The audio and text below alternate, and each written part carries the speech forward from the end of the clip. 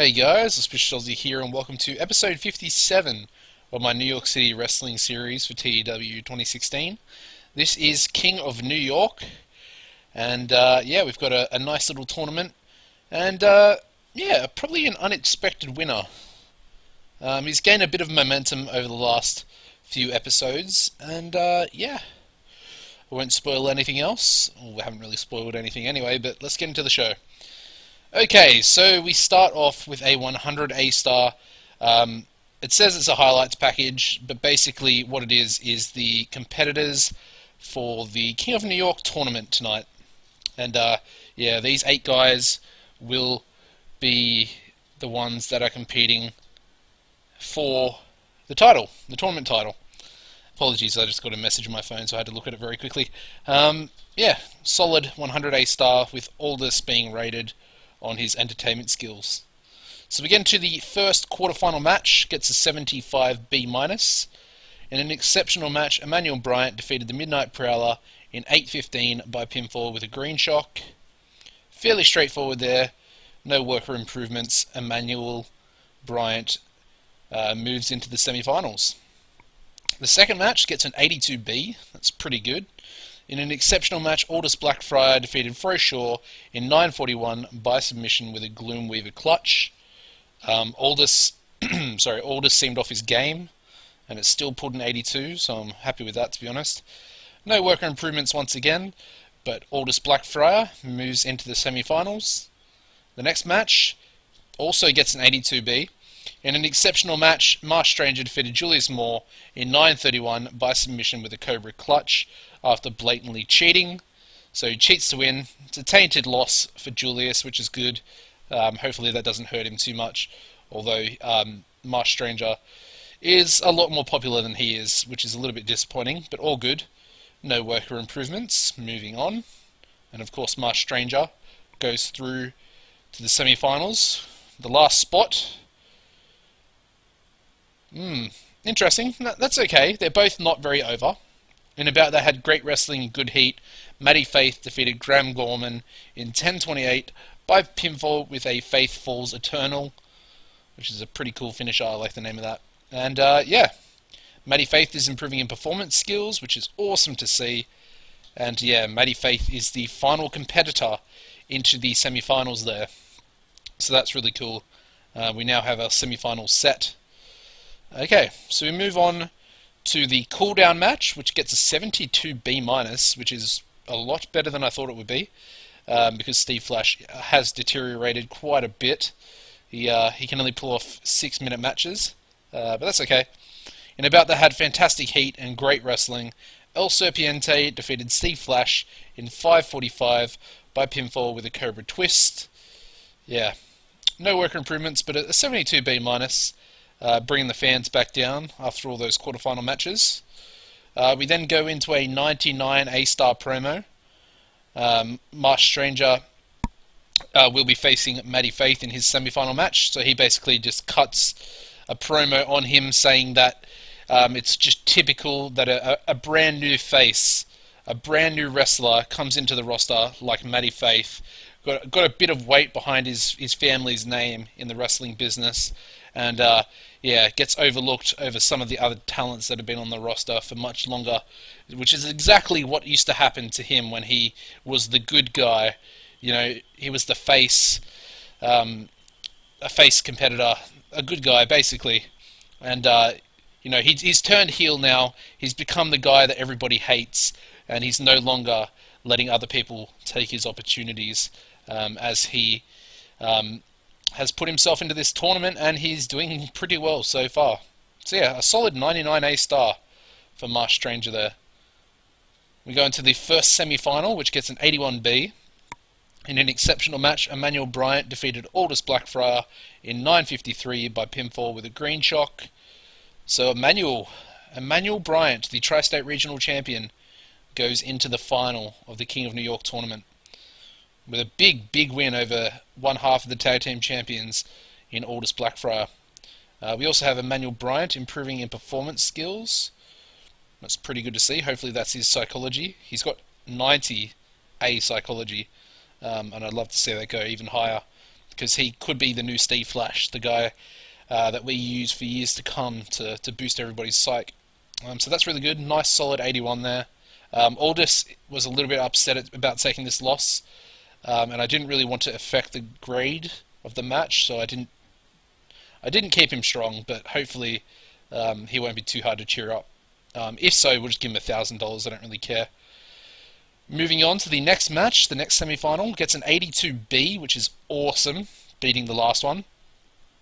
In an exceptional match, Marsh Stranger defeated Maddie Faith in 9:40 by submission with the Cobra Clutch after blatantly cheating. So once again, cheating to win. He cheated in his the quarterfinal match, and now he's cheated again to beat Maddie Faith. Really, using the heel persona that he's taken on now.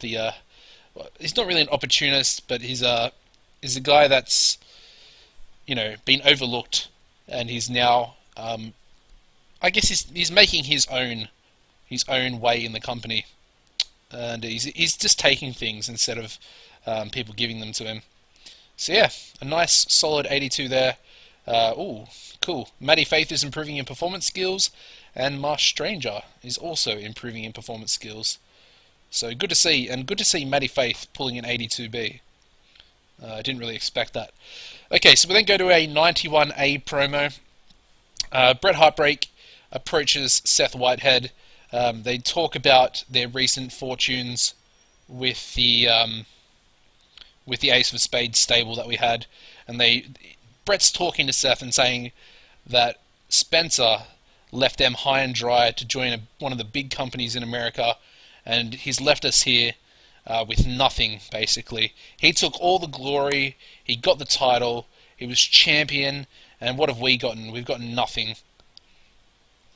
And then, Bret says to Seth, we can make a real impact tonight in the big six-man tag match that we've got against Ernest Youngman and the Ring Generals. So yeah, solid promo there. They're both actually rated on Entertainment as well, which is cool. Yeah, I'm happy with that. Moving on to the match, which gets a 91A. Awesome. Very, very happy with that, considering this team isn't extremely strong.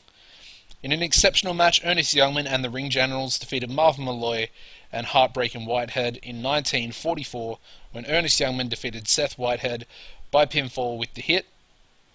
We've got Bret Heartbreak getting better at his gimmick. We've got the usual lack of psychology. Dean and Ernest getting 97 for their in-ring performances. Bret getting a 92, which is pretty good to see. And Dean Waldorf is improving in Rumble and technical skills. Okay. Very, very solid rating for our semi-main event there. Hopefully, the main event will beat it. And I'm saying hopefully because I know that Emmanuel Bryant only has a C- for stamina.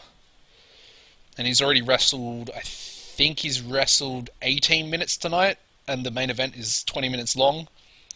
So it's a bit of a worry. But they're both really good competitors with decent popularity, so hopefully they can pull an A. Okay, so then we've got Ernest Youngman and the Ring Generals just celebrating after their victory. Just a pretty simple thing. All three of them are rated on Overness, and it pulls a 100A star, and Mark Statler performed poorly. But that's all good, so we still got a 100. And we go into the King of New York tournament final, and it gets a 95A star. Oh, that's awesome. That's so awesome. I'm actually really, really happy with that. That's perfect. I couldn't ask for more, to be honest. I'm really glad they hit the 95 and got the A star. That actually looks really cool. Anyway, in an exceptional match, Marsh Stranger defeated Emmanuel Bryant in 1956 by submission with a Cobra Clutch. Marsh Stranger wins the NYCW King of New York tournament title. So yeah, Marsh Stranger has done it. He's turned heel. He's not giving any fucks as to who he beats, when he beats them. He's just taking he's taking things into his own hands, and he's now just won the King of New York tournament title, which is pretty amazing, to be honest. Um, yeah, they both have pretty good chemistry, and it lifted the match. And yeah, it's a solid win there by Marsh Stranger, and a very good match to go along with it. And yeah, Emmanuel Bryant is also improving in rumble skills, which is good to see. So we'll end the show here now. Okay, it's not too great, but it's all right. Gets an 86B plus. Apparently we used Marsh Stranger too much, Seth Whitehead too much, Emmanuel Bryant too much, and Graham too much as well. But I'm pretty happy with an 86B plus. Although we did, we had a lot of good matches on the card. A 95, a 91, 82, 82. There was another 80 in there somewhere, 81, 80. Yeah, there were some solid matches. Anyway, I'm not complaining. I would have liked an A, of course. But yeah, very good stuff. We've got to go with Marsh Stranger and Emmanuel Bryant for that performance in the main event. I've also got to go with Aldous because he's going to be upset. So we'll give all of them hugs, I guess. May as well. Okay. Hopefully that does something to their morale issues.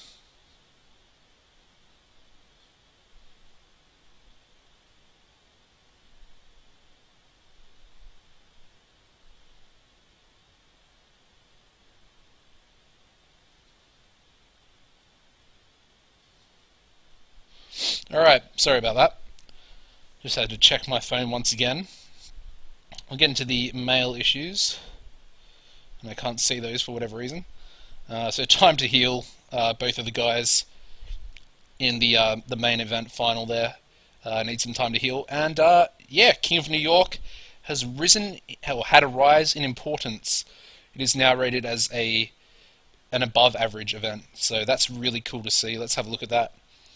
I think, it joins Gang Wars, which is actually above average importance at the start of the game. So, yeah, it's our first event that we've actually made rise, which I'm very happy with, to be honest. And it is pretty much the most important event that we actually have, I believe, anyway. Hopefully, Rumble in the Bronx becomes somewhat of a very important event for us as well. Simply because I like having the Royal Rumble type match on there, and yeah, the big battle royal, and I hope that sort of becomes a prestigious type event. Anyway, so yeah, let's have a little look at some. We'll have a look at the titles first. We'll have a look at the King of New York tournament title winners. So we've got Marsh Stranger there. Never really thought he would do anything special, but I put a little bit of faith in him, and he's repaid it, definitely, with that match there. Okay, so as you can see, Aldous Blackfriar now has big morale issues as well. So that's a bit of a bummer. And Xavi Ferreira also has issues because he's not being used. So we'll give him a little bit of money. Whoops. Probably only 400, and he'll be happy. Oh, guess not. Okay, well that's pretty annoying. So yeah, let's have a look at the roster. Let's see what Marsh Stranger's popularity actually is. Okay, it's 88, so that's definitely up. Yeah, it's up 5 points, which is good to see. He does now get a title shot for the Empire title whenever he chooses to do so. We'll have a look at Emmanuel. I think he was a B minus, and he's gone up to a B plus there, which is up 7 points. So that's really good to see. How's Aldous doing? He's probably dropped a little bit. He might have dropped a lot. Okay, so he's already an 81. He's only dropped another 3 points. Still a B. So we've got a little bit of work to do on Aldous, although, in saying that, I am very, very much contemplating sacking or letting Midnight Prowler go because of all the issues that he's had backstage and with Bret Heartbreak. So, yeah, I don't want to ruin his popularity, though. I really don't. And I'm not too sure who I want to make the tag team champions. I was kind of leaning towards the Southern Stars, because these two guys, they're pretty decent. They are, Tennessee Williams 70 plus, 70C plus popularity, and then you got Animal Harker, who for some reason is still a lower mid carder, and he's got 63C popularity. And I'm a big fan of these guys. They've been with the company from the start, and I think they're like a B plus experience at the moment. Yeah, 86 B plus, so they're nearly an A. So I'm pretty happy for them to take over the tag team title reigns as such. I definitely would have liked them to get more defenses than 3, but I think at the next event we will be having a title match. Okay, so as far as the importance goes, I think we've gone up 1 point, up to a 52 D plus in the Tri-State. I'm not sure if you guys have seen that. I think you might have seen it last episode actually. But we're 54 popularity, a 54 C minus in the Tri-State. We're now 24 E importance and popularity in the New England region, so that's awesome to see. I think E plus is at 25. I think I'm not 100% sure on that, but we're getting up there. We're actually selling out the 1,000 capacity arena in the New England area as well, which is pretty good. The profits, they're going to sink a little bit because I've actually run all the shows so far in the New England area. So we're missing out on about 4,000 tickets for one of those events, which would get us the 50,000 profit. So that's okay. I'm not too worried about money. We've got a really, really decent bank balance at the moment, which I'm happy with. We're a little bit under 2 million, and I think once we hit Cult, I think we'll be able to just run all of our shows wherever we want to, essentially, if we get a TV deal. That's pretty much a game changer, getting a TV deal. Probably why it is actually so hard to achieve. Anyways, guys, thank you for watching. Don't forget to tune into the next episode, which will be March into Manhattan. Thank you for watching, guys. Drop a like if you've enjoyed. Subscribe if you're a new viewer. And I'll see you next time. Goodbye, guys.